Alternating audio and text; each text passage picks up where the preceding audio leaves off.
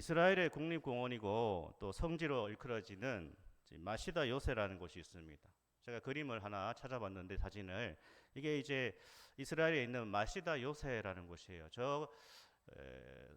꼭대기가 이제 사람들이 거주하는 그런 곳인데 이 마시다 요새가요 난공불락인 요새로 알려졌습니다. 지형 자체가 450m 고지대에 위치하고 있습니다. 그런데다가 남과 북의 길이가 600m, 너비가 250m 정도 된다고 합니다. 그러니까 평균 120m의 평평한 마른 목골로 되어 있다. 정상이 그렇죠. 그래서 여기 마시다 요새는 마사다라고도 하는데 사람들이 오랫동안 거주할 수 있는 그러한 요새라는 거예요. 사방이 절벽입니다. 사방이 절벽이라서 저기 침투하기가 어려워요. 그런데다가 저기 끝에 갈 수 있는 꼭대기로 갈 수 있는 길이 하나밖에 없습니다. 좁은 길이. 그러니까 사실 저기를 점령한다는 것이 굉장히 어려운 거죠. 더군다나 이제 버틸려면 식량과 물이 있어야 되는데 저 마시다 요새는 거대한 물 창고가 있답니다. 그래서 750만 리터의 물을 저장할 수 있다. 굉장히 오랫동안 이제 물을 확보하고 버틸 수 있는 곳이다라는 거예요. 하지만 이 난공불락의 요새, 마사다 요새가 1세기 로마군에 의해서 정복을 당했다고 하죠. 우리가 이런 것을 보면요, 참 영원히 안전한 요새 그리고 성벽은 존재하지 않는다 이런 생각을 해보게 됩니다. 우리는 인생이라고 하는 나름의 요새와 성벽을 구축하려고 하죠. 인생이라고 하는 성벽을 든든하게 만들 수 있는 것이 여러 가지 있겠지만 오늘 우리는 이 잠언에서 보여주는 것처럼 물질이라는 것을 한번 생각해 봤으면 좋겠습니다. 물질은 인생이라고 하는 어떤 성벽에 꼭 필요하고 도움이 된다. 어떠십니까? 속으로 한번 대답을 해보십시오. 물질은 인생이라고 하는 이 성벽에 꼭 필요하다. 아니면 아무짝에 쓸모가 없다. 네, 다들 마음속으로 대답하셨겠죠? 물질은 인생 성벽에 필요하다. 우리는 살아가면서 돈 때문에 웃기도 하고 울기도 하죠. 그게 인생입니다. 돈 때문에 울어본 경험이 있으십니까? 속으로 한번 대답해 보십시오. 물질 때문에 울어본 경험이 아마 대부분 있으실 것 같습니다. 그래서 오늘날 자본주의 시대에는 뭐가요? 돈이 필요 없다고 생각하는 사람은 거의 없을 겁니다. 돈이 필요 없다 생각하는 사람은 없죠, 거의. 왜냐? 막상 현실적인 문제가 생겼을 때에 물질은 인생이라고 하는 집을 지키는 성벽같이 느껴집니다. 그렇죠? 요즘은 사건, 사고도 많이 일어납니다. 질병도 굉장히 다양합니다. 정말 예전에는 발견을 못했겠지만 예전에는 들어보지도 못한 그러한 다양한 질병이 계속 나타나죠. 이런 세상을 살아갈 때에 정말 물질이, 돈이 너무 없다라는 것은 인생이라고 하는 요새가 너무 무방비 상태가 아닌가 그렇게 여겨지기도 합니다. 만약에 사태에 뭔가 큰 문제가 닥쳤을 때에 이 물질과 돈이 없으면요, 내 인생이 한 방에 한순간에 무너질 수 있을 것 같다라고 하는 두려움마저 현대인들이 가지고 있습니다. 우리 성도님들은 어떻습니까? 갑자기 내 인생에 큰 문제가 생긴다. 그러면 인생이 한 방에 무너질 것 같아. 그런 두려움이 찾아올 때가 있는 것이죠. 그래서 물질은 있어야 한다, 없어야 한다? 있어요. 이런 건 대답을 잘 하시네요. 네. 이런 전자에서 우리가 말씀을 좀 나눠보겠습니다. 잠언서를 우리가 좀 보고 있는데 잠언 1장부터 9장까지는요 짧은 설교처럼 되어 있어요. 그러니까 이 구절들이 문맥적으로 잘 어울려져 있습니다. 문맥 단위로 되어 있습니다. 1장부터 9장까지가 잠언서 읽어보면 그렇습니다. 그런데 오늘 읽었던 이 10장부터 시작하는 잠언서는 10장부터 29장까지를 보면 문맥 단위로 되어 있지 않아요. 구절 단위로 되어 있습니다. 한 절 한 절 한 절. 그래서 11장부터 읽어보면요, 약간 문맥이 안 맞아요. 주제가 안 맞는 것이 느껴집니다. 그래서 잠언서를 읽을 때 팁을 드리면 11장부터는 한 구절 한 구절을 따로 우리가 묵상을 해야 됩니다. 그래서 제가 이 잠언서는 사실 주제도 굉장히 반복이 많이 됩니다. 다 다루지 않는 것입니다. 그래서 오늘 한 구절 한 구절을 통해서 우리 오늘 다루는 주제와 연관시켜서 한번 생각해 보겠습니다. 자, 첫 번째 우리가 생각해 봐야 될 것은 물질은 악하지 않다라는 거예요. 거기 한번 적어 보세요. 주보에 물질은 뭐하지 않다? 악하지 않다. 물질은, 돈은 악하지 않습니다. 그래서 물질에 대해서 잠언이 부정적이지 않아요. 10장 오늘 읽었던 15절을 다시 한번 읽겠습니다. 자, 15절. 부자의 재물은 그의 견고한 성이요 가난한 자의 궁핍은 그의 멸망이니라. 아멘. 그렇죠. 성경은, 잠언은 물질이 악하다고 말하지 않습니다. 물질은 그의 견고한 성이다 이렇게 말합니다. 이 세상을 살아갈 때에 물질이 필요하다, 돈이 필요하다는 거예요. 특히 물질은 어려움을 만날 때에 견고한 성벽이 될 수 있다라고 말씀합니다. 물질이 필요한 것이 사실입니다. 특히 잠언에는 이 물질에 대한 것이 많이 나오는데 정말 성실한 방법으로, 정직한 방법으로 부자 되는 것을 칭찬하고 있습니다. 자, 잠언 10장 4절을 한번 볼까요? 한번 읽어보겠습니다. 손을 게으르게 놀리는 자는 가난하게 되고 손이 부지런한 자는 후하게 되느니라. 아멘. 이 잠언을요, 아니 내가 보니까 굉장히 재발하게 살아가는데 그 사람 부자 안 되던데 이렇게 생각하시면 안 돼요. 일반적인 원리를 말합니다. 그러니까 성실하게 살아 물질적인 부요함을 누리는 것은 악한 것이 아니다, 좋은 것이다, 그런 의미가 이 4절 말씀입니다. 물질이 전부는 아니지만 인생에서 매우 중요하다는 것에 우리 성도님들이 동의하실 겁니다. 어떤 경우에 물질이 인생에 큰 도움이 되는가? 말씀드렸지만 어려운 순간을 경험하고 나면 물질이 큰 도움이 된다는 것을 우리는 나름 깨닫게 됩니다. 내가 힘든 순간에 물질이 도움이 되었던 경험들이 있으실 겁니다. 그렇죠. 자식이요, 당장 대학 등록금을 내야 됩니다. 그런데 돈이 없으면 어떻게 합니까? 급하게 수술을 해야 됩니다. 수술을 받아야 됩니다. 그런데 병원비가 없으면 어떻게 하죠? 이 잔금을 치러야 됩니다. 잔금을 치러야 되는데 여유 자금이 하나도 없습니다. 그 사업은 어떻게 되겠습니까? 그 사업은 굉장히 어려워집니다. 그래서 물질은 인생의 어려운 순간에 분명 도움이 됩니다. 그래서 성경은요, 물질을 부정적으로 보거나 악하다고 말하지 않습니다. 성경에는 물질적으로 부유한 신실한 성도들이 많이 있었다라는 것을 보여주고 있죠. 구약과 신약에도 계속 나오고 있습니다. 대표적으로 아브라함이 거부였죠. 그리고 이삭, 야곱, 요셉 다 부유한 그리스도인이었죠.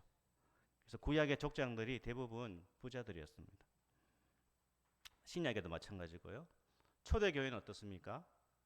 초대교회는 모두가 가난한 성도들로 구성되지 않았다라는 거예요. 우리가 사도행전에서 보는 것처럼 부유한 그리스도인과 가난한 그리스도인들이 함께 어우러져 있었던 것이 초대교회 공동체였다라는 거예요.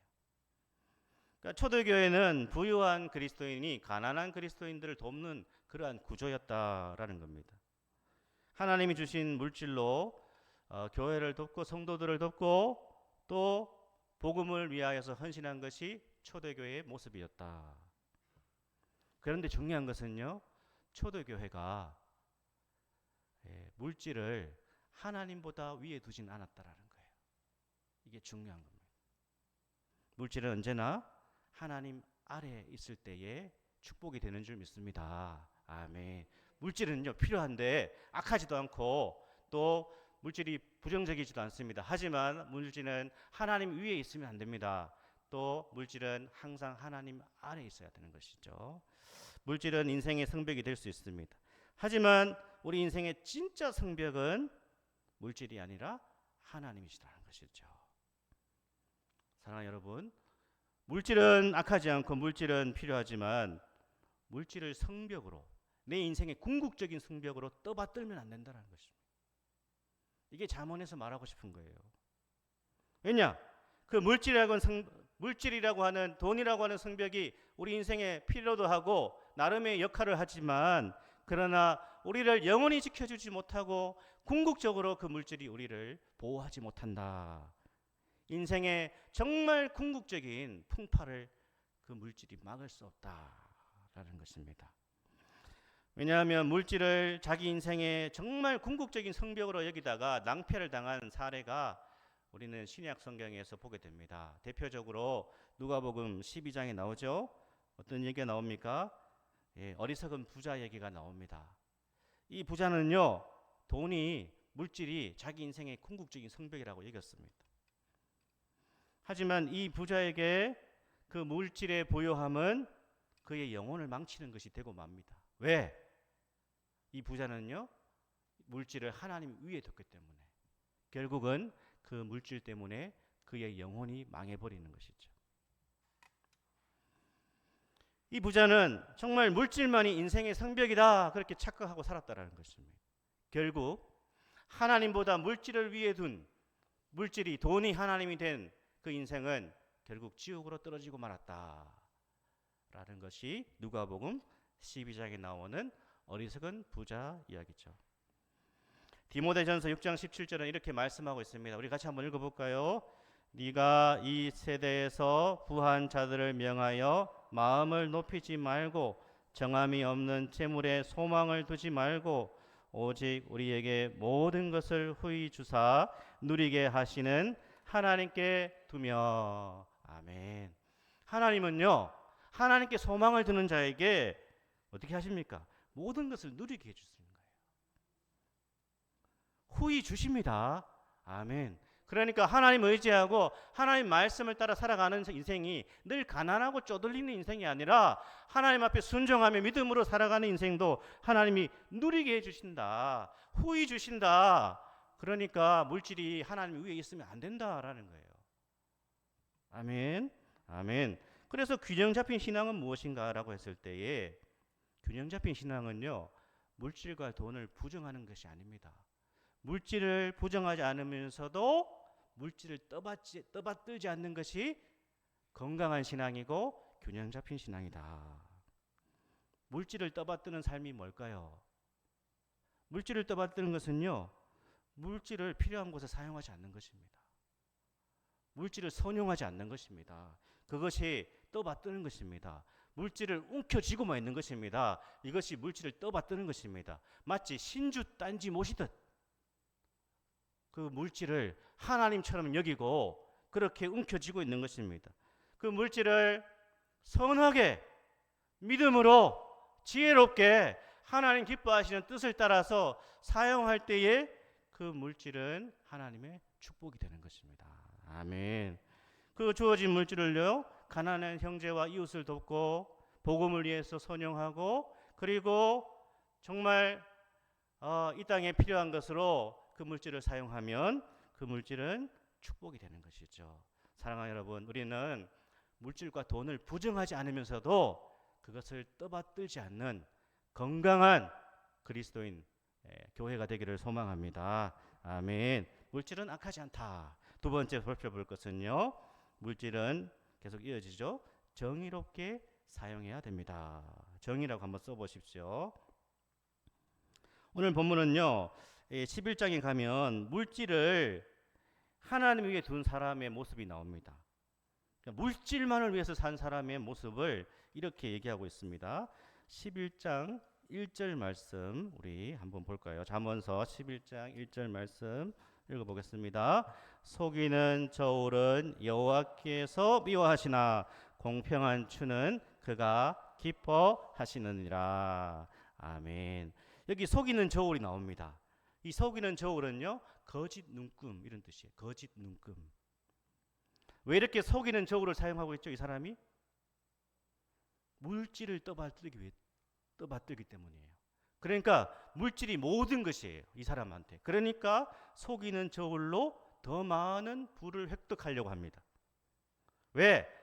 인생의 진짜 성벽은 돈이야 이렇게 생각하기 때문에 수단과 방법을 가리지 않고 돈을 끌어모은다는 것입니다. 그래서 속이는 저울을 사용하는 것입니다. 속임수를 쓰고 거짓말을 해서라도 돈을 끌어모아야 됩니다. 왜? 돈이 성벽이니까. 돈이 전부니까. 돈이 나를 궁극적으로 책임져 주니까 어떤 짓을 해서라도 돈을 끌어모으겠다. 그게 바로 이 사람이 사용하는 속이는 저울입니다. 속이는 저울은 여호와께서 미워하시나 이렇게 되어 있습니다. 여기 미워하시나라고 하는 히브리 단어는 토에바라고 하는 히브리 단어인데 가증히 여기신다 그런 뜻이에요. 그러니까 이런 속이는 저울, 물질을 하나님보다 더 많이 숭배하는 이 우상 숭배를 하나님께서 가증히 여기신다라고 말씀합니다. 안 믿는 사람들이요, 믿는 사람들을 볼 때에 가장 꼴보기 싫을 때가 언제일까요? 입으로는 하나님의 은혜, 하나님의 사랑 얘기합니다. 성령의 역사가 어떻고 뭐 축복이 어떻고 하나님은 사랑이 많으시고 막 얘기하는데 그 신자가요, 돈과 연결이 되면, 물질과 연결이 되면 양심이고 뭐가 없습니다. 신앙이고 뭐가 없습니다. 입으로는 하나님 사랑 얘기하고 정직을 말하고 신실함을 말하는데 그 사람 상대해 보니까 이 사람이 돈만 연결되면 아주 더티합니다. 굉장히 꼴보기 싫습니다. 정말 이 토에바라고 하는 표현처럼 정말 싫다. 가짜 성도들. 그러니까 돈 때문에 거짓말을 너무 많이 한다는 거죠. 거짓말을 쉽게 한다는 것이죠. 돈 앞에서는, 물질 앞에서는 양심도 없고 신앙도 없습니다. 너무너무 세상 사람들이 싫어합니다. 세상 사람들이 볼 때 이런 성도, 이런 신자들은 정말 딱 질색인 것이죠. 그런데 사람만 이런 사람을 싫어하는 것이 아니라 하나님도 이런 삶을 기뻐하시지 않는다 라는 거예요. 마치 하나님께서 그 사람의 인생을 토해버리고 싶을 정도로 하나님이 가증히 여기신다. 왜? 이 사람이 입으로는 하나님이 나의 인생을 책임지시고 하나님께서 나를 인도하여 주시고 주님만이 나의 모든 것이라고 말하지만 입술로, 그러나 그의 삶을 들여다볼 때 하나님이 아니라 물질이 우상이 되어 있고 수단과 방법을 다 동원해서라도 돈을 끌어모으면서 하나님이 아니라 이 물질을 인생 성벽으로 삼고 있기 때문에 하나님이 보실 때에 가증히 여기신다라는 거예요. 그런데 하나님은요, 공평한 추를 기뻐하신다. 믿음으로 정직한 삶을 살아가는 그 하나님의 백성을 주님이 기뻐하시는 줄 믿습니다. 아멘. 이 존 버년이라고 하는 유명한 철로 역정을 쓰는 사람이 또 다른 책을 썼는데요. Journey to Hell, 그러니까 지옥으로의 여행, 이런 제목입니다. 그 지옥 여정이라는 책에 보면 어떤 사람이 지옥으로 떨어지는 그 여행을 또 이렇게 묘사를 했어요. 재미있게 이야기식으로.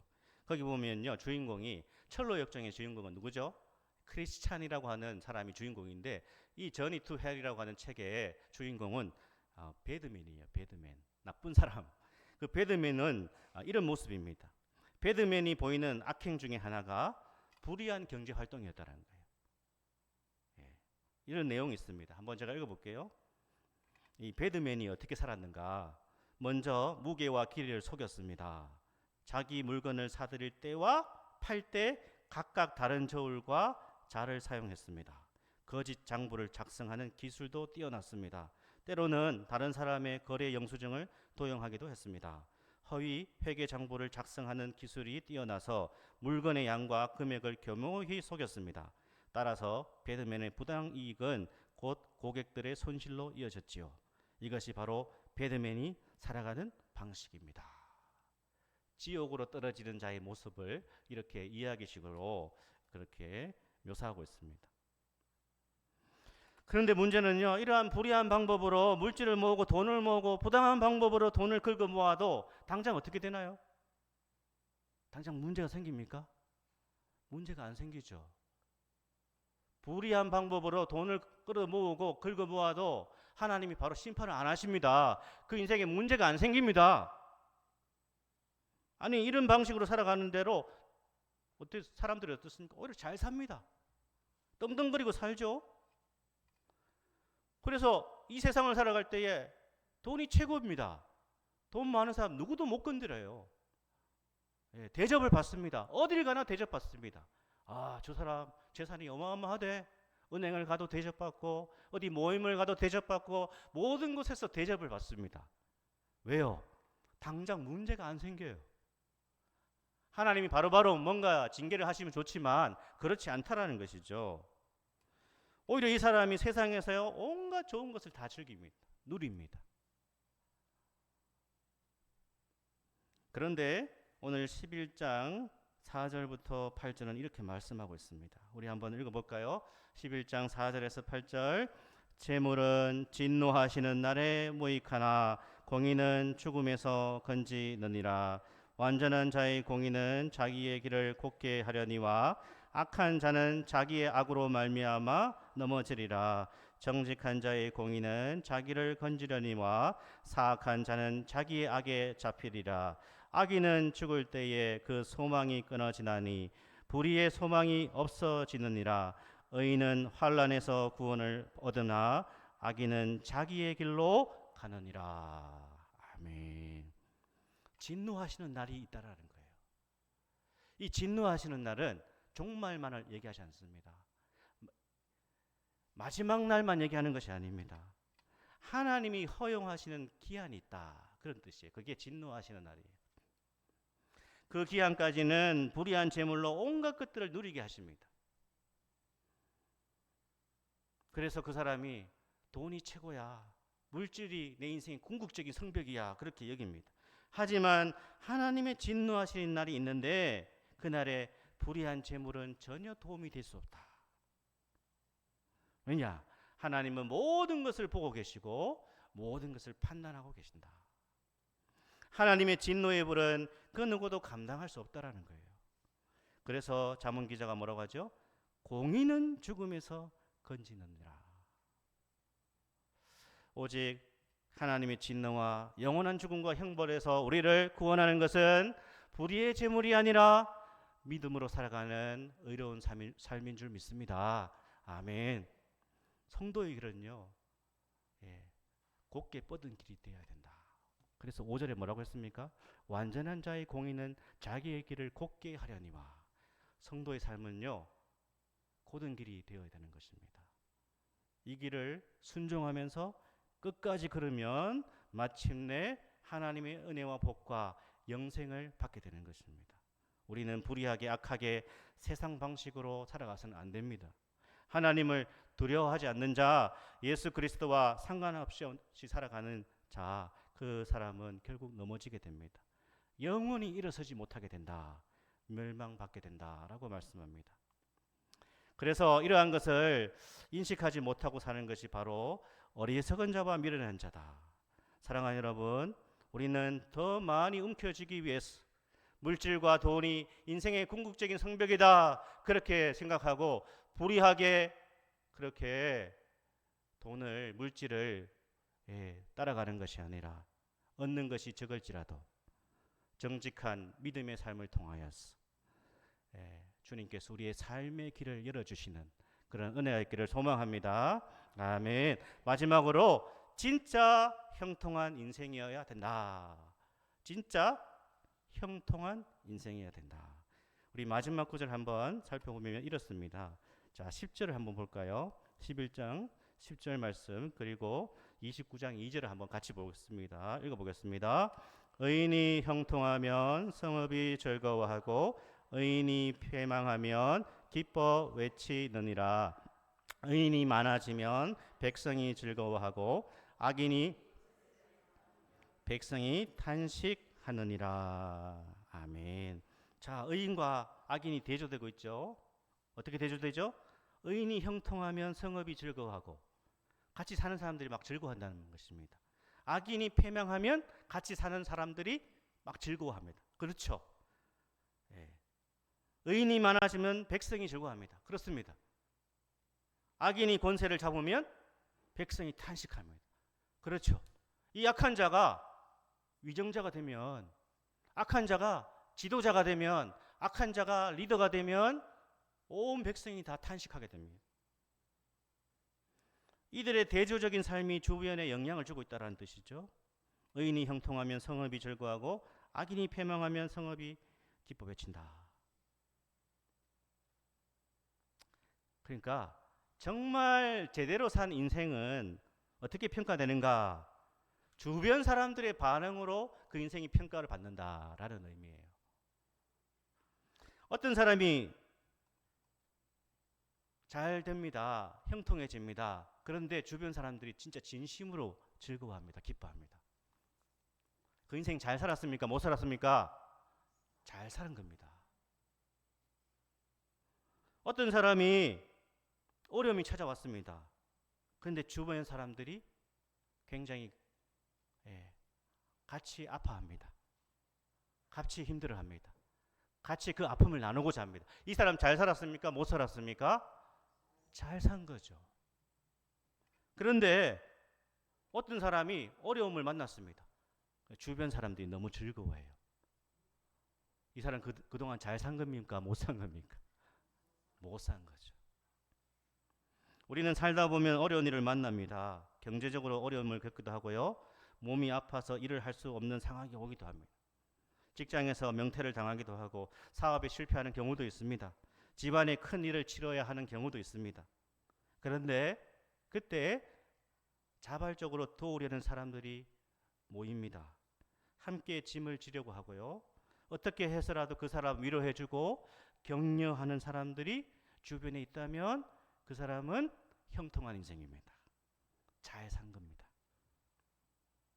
이와 같은 주변 사람들의 반응이 그냥 주어지는 게 아니죠. 그 인생 그런 대로 잘 살았다라는 방증이죠. 사랑하는 여러분, 하나님의 말씀을 따라 산 삶은 결코 헛된 것이 아니고 그것이 진짜 형통이라는 것입니다. 하나님을 인생의 성벽으로 알고요. 그 지혜의 귀를 기울이고 살아가는 삶은 실패인 것 같지만 실패가 아닙니다. 성공입니다. 결국 그 인생에 하나님께서 길을 열어주십니다. 길을 열어주세요. 어떻게 열어주십니까? 하늘에서 갑자기 돈다발이 떨어집니까? 갑자기 대박이 터집니까? 뭐 그럴 수도 있겠죠. 하지만 대체로 그렇지 않습니다. 하나님의 방법은 어려움을 이겨나갈 수 있는, 그 고난을 헤쳐나갈 수 있는 다양한 은총을 그 인생의 그 삶에 허락하신다는 뜻이에요. 어떻게 해요? 뜻하지 않은 사람을 만나게 해주시는 거예요. 정말 힘들었는데 누군가를 통하여서 또 취업을 하게 돼요. 그리고 길이 열려지는 거예요. 생각하지도 못한 일을 만나가지고 다시 소생하게 되는 것입니다. 그게 하나님이 우리 인생에 허락하시는 다양한 은총입니다. 은총. 이것이 진짜 형통인 줄 믿습니다. 아멘. 그래서 우리는 정말 형통한 인생을 살아야 된다라고 말씀하고 있습니다. 사랑하는 성도 여러분, 하나님의 말씀을 따라 산 삶은 이 세상에 그 무엇과도 비교할 수 없는 가장 강력한 성벽을 세우는 것입니다. 이 성벽 잘 쌓아가고 계십니까? 기도하겠습니다.